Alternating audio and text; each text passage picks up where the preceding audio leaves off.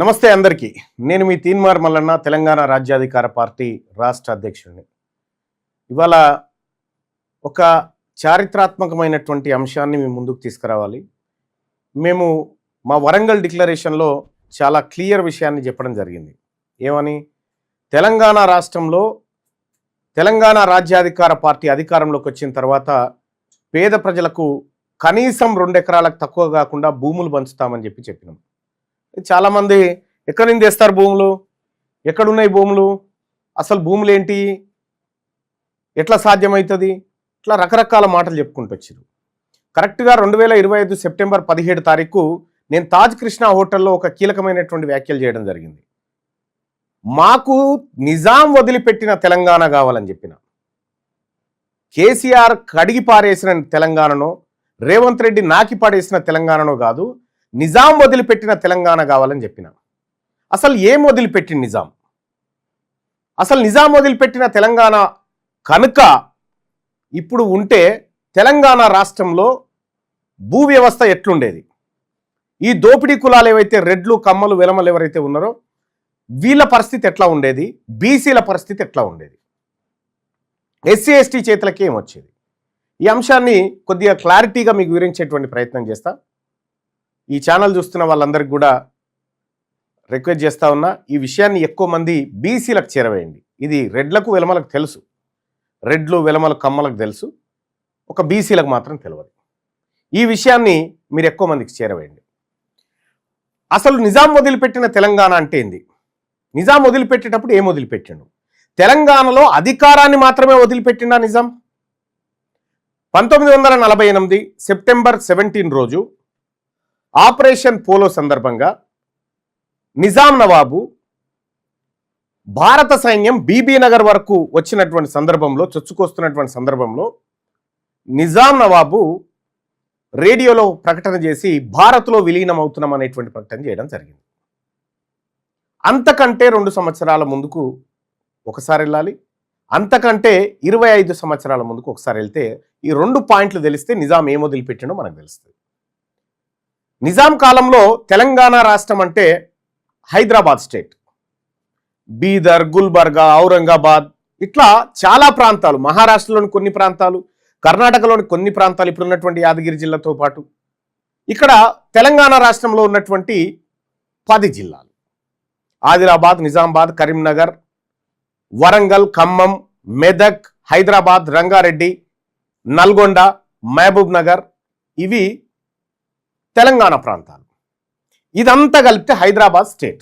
అటు బీదర్ జిల్లాలు, అటు బీదరు, ఔరంగాబాదు, ఇవన్నీ కలిపితే తెలంగాణ స్టేట్, హైదరాబాద్ స్టేట్ అంటారు అప్పట్లో. ఈ హైదరాబాద్ స్టేటు భారత్లో విలీనం జరిగేటువంటి సమయం. మొత్తానికి ఆయన సర్దార్ వల్లభాయ్ పటేల్ అని ఒక ఆయన ఉన్నాడు కదా, సర్దార్ వల్లభాయ్ పటేలు భారత్లో 540 రాజసంస్థానాలను భారత్లో విలీనం చేసిన మహానాయకుడు. ఆయన వల్ల సాధ్యమైందని చెప్తా ఉంటారు. వాస్తవానికి అది తప్పు. ఆయన మొత్తం రాజసంస్థానాలన్నీ ఆటోమేటిక్గా చేరిపోయినాయి. 3 ఆగిపోయినాయి. ఏంటి? ఒకటి జమ్మూ కాశ్మీర్, రాజా హరిసింగ్ నేతృత్వంలో ఉన్నది అక్కడ, తర్వాత జూనాగఢ్, ఇప్పుడు గుజరాత్ ప్రాంతంలో ఉంది, తర్వాత హైదరాబాద్ స్టేట్. హైదరాబాద్ స్టేటు, జూనాగఢ్, ఈ 2 ప్రాంతాలు ఏం చేసినాయంటే ఈ ముస్లింల పరిపాలనలో ఉన్నాయి కాబట్టి సో ఇవి స్వతంత్రంగా ఉండాలని ముందుగా భావించినాయి. తర్వాత ఏది భారతదేశం నుంచి ఒత్తిడి ఎదురవుతున్నటువంటి నేపథ్యంలో పాకిస్తాన్ సాయాన్ని తీసుకుని తర్వాత ఐక్యరాజ్య సమితిలో ఏది అంతర్జాతీయ న్యాయస్థానంలో దావాలు దాఖలు చేసినాయి. అవన్నీ ఒక ఎత్తు. భారత్లో విలీనం 1948 సెప్టెంబర్ 17 రోజున భారత్లో ఇది విలీనమయ్యేటువంటి సమయానికంటే ముందు నిజాం ఒక కీలకమైనటువంటి కార్యక్రమం చేసింది. ఇది ఎక్కడో లేదు. మళ్ళా నేను మొన్న భువనగిరి సభలో చెప్పిన కదా, కాగితం చింపేసిరని. రెడ్లు, వెలమలు నిజాం తయారు చేసినటువంటి, నిజాం ఇచ్చిన ఆ ఫర్మానా అంటారు దాన్ని, ఆ ఫర్మానాను చింపేసి దాచిపెట్టిర్రు అనేటువంటి మాట చెప్పిన కదా. ఆ దాచిపెట్టినటువంటి ఫర్మానా కాగితమే ఇప్పుడు తెలంగాణ రాష్ట్రంలో ఎన్సీఆర్టీ బుక్ 8వ తరగతి సాంఘిక శాస్త్రం పార్ట్ 2లో 101వ పేజీలో ఉంటుంది. అదేందో ఒకసారి చూద్దాం. ఇది చాలా కీలకమైనటువంటి విషయం, దయచేసి ఇది 102వ పేజు, ఇంగ్లీష్లోకి వస్తే 101వ పేజీకి వస్తుంది. ఇక్కడ ఏం చేసి నిజాం, తెలంగాణలో జాగీరుదారి వ్యవస్థ రద్దు. నైజాం రాజ్యం భారతదేశంలో విలీన సమయంలో తెలంగాణ ప్రాంతంలో రైతాంగ పోరాటం ఉధృతంగా సాగుతోంది. స్వతంత్రానికి ముందే 1927లో వెట్టి చాకిరిని నిర్మూలిస్తూ చట్టం చేశారు. కానీ ఈ చట్టాన్ని అమలు చేయలేదు.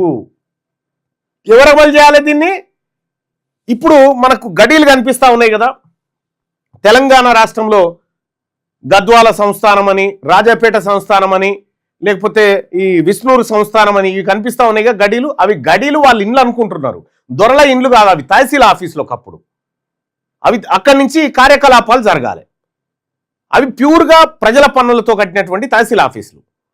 అయితే ఈ జాగీర్దారీ వ్యవస్థ ఏదైతే ఉందో, వాళ్ళు జాగీర్దారులు ఏం చేశారంటే వెట్టి చాకిరి అంటే ఎవడైనా సరే ఉచితంగా పనిచేసిపోవాల్సిందే, పెట్టింది తినాల్సిందే అనేటువంటి దుర్మార్గమైనటువంటి వ్యవస్థ తెలంగాణ రాష్ట్రంలో ఉండేది అప్పట్లో, తెలంగాణ ప్రాంతంలో. సో ఈ వెట్టి చాకిరికి వ్యతిరేకంగా అప్పుడు వెట్టి చాకిరి విధానం ఎట్లుండే అంటే, ఈ బీసీలలో ఉన్నటువంటి కులాలు, ఎస్సీ ఎస్టీలలో ఉన్నటువంటి కులాల మీద ఎక్కువ ప్రభావం ఉండేది. కానీ ముస్లింలకు వెట్టి చాకిరి నుంచి విముక్తి ఉండేది.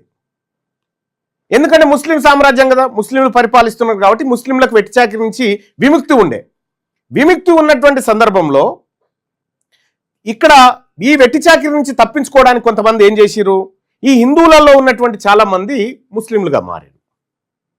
చూడండి, చాలా మంది, ఇది ఇక్కడ నేను చెప్తుంది కాదు, కొలనపాక దగ్గర దొరికినటువంటి శాసనాల్లో చాలా అంశాలు బయటపడ్డాయి, చాలా లెక్కలు కూడా బయటపడ్డాయి. చాలా మంది హిందువులు ముస్లింలుగా మారిపోయి వెట్టి చాకిరి విముక్తి. అసలు వీళ్ళు మతం మార్చుకోవడానికి కారణం ఎవరు? ఈ రెడ్లు వెలమలే.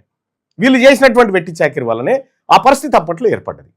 సరే, అయిపోయింది. వెట్టి చాకిరి నిర్మూలన ఉద్యమం జరిగింది. స్వతంత్రానికి ముందే 1927లో వెట్టి చాకిరి నిర్మూలిస్తూ చట్టం చేశాడు. ఎవరు? నిజాం చేసిండు. వెట్టి చాకిరి చేయించకూడదురా అని చెప్పిండు. అయినా కూడా దొరలు, రెడ్లు వీళ్ళందరూ కలిసి వెట్టి చాకిరిని కొనసాగించారు. వెట్టి చాకిరిని కొనసాగిస్తే తెలంగాణ ప్రాంతంలో సాయుధ రైతాంగ పోరాటం జరిగింది. ఇక్కడ తెలంగాణ సాయుధ రైతాంగ పోరాటం బలంగా ఉన్న ప్రాంతంలో 1948 నాటికి వెట్టి చాకిరి అంతమైపోయింది.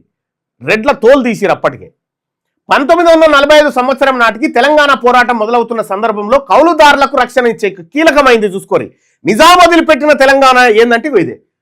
1945 సంవత్సరం నాటికి తెలంగాణ పోరాటం మొదలవుతున్న సందర్భంలో కౌలుదారులకు రక్షణ ఇచ్చే చట్టాలను నిజాం చేశాడు.